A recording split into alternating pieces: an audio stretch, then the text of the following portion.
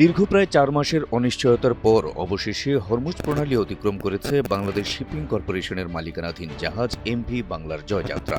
মঙ্গলবার ২৩ জুন বাংলাদেশ সময় ভোর ৩টার দিকে জাহাজটি গুরুত্বপূর্ণ এই নৌপথ পাড়ি দেয়। বর্তমানে এটি সংযুক্ত আরব আমিরাতের ফুজাইরা বন্দরের দিকে যাচ্ছে। বিএসসি সূত্র জানিয়েছে, জাহাজে থাকা ৩১ জন বাংলাদেশি নাবিক ও ক্রু সদস্য সবাই নিরাপদ ও সুস্থ রয়েছেন। দীর্ঘদিন আটকে থাকার পর জাহাজটি এখন পরবর্তী গন্তব্যের উদ্দেশ্যে যাত্রা অব্যাহত রাখবে।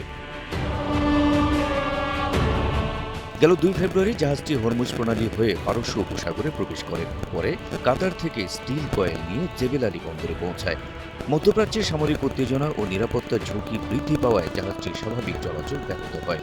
পরবর্তীতে প্রতি সপ্তাহে সর্বোচ্চবার বিকাশ পেমেন্টে ৫০ জন হবেন পেমেন্ট চ্যাম্পিয়ন। জিতে নিন টিভি সহ আকর্ষণীয় সব প্রাইজ। সৌদি আরবের রাস আল খায়ের বন্দর থেকে প্রায় ৩৭,০০০ টন সার বোঝাই করে দক্ষিণ আফ্রিকার কেপটাউনের উদ্দেশ্যে যাত্রার পরিকল্পনা করা হলেও হরমুজ প্রণালীতে চলাচল বাধাগ্রস্ত হওয়ায় জাহাজটি দীর্ঘ সময় আটকে ছিল। বিএসসির ব্যবস্থাপনা পরিচালক কমডোর মাহমুদুল মালেক বলেন, নাবিকদের সাহসিকতা ও সরকারের কূটনৈতিক প্রচেষ্টার ফলে জাহাজটি নিরাপদে সংকট কাটিয়ে উঠতে সক্ষম হয়েছে।